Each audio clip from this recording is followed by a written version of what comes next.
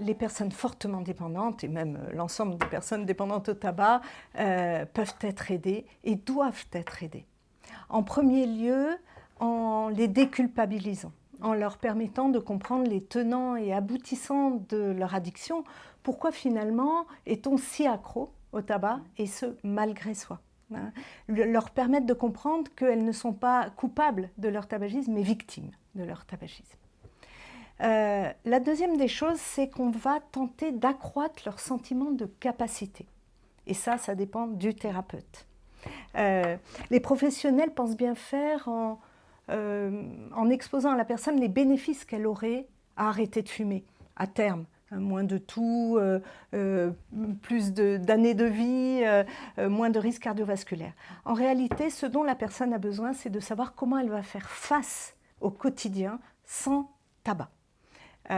Et donc, pour accroître ce sentiment de capacité, on a deux leviers essentiels. Le premier, c'est de proposer à la personne une démarche progressive, parce que l'arrêt brutal est quand même trop violent pour ces personnes, et il vaut mieux leur donner une perspective de plusieurs semaines pour parvenir à l'abstinence totale. Voilà, c'est à leur rythme, de façon plus confortable, plus tranquille et finalement plus rassurante. Le deuxième élément, c'est d'ajuster un traitement qui soit parfaitement adapté.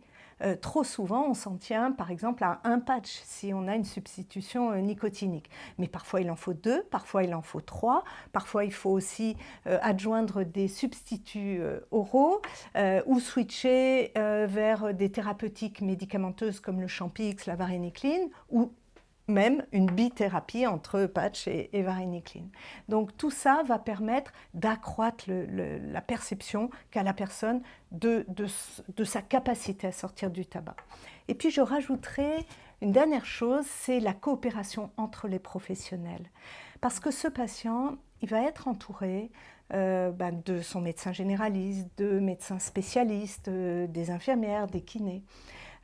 Kiné respiratoire par exemple. Et il est très important que tous les professionnels aient le même discours et transmettent des messages homogènes.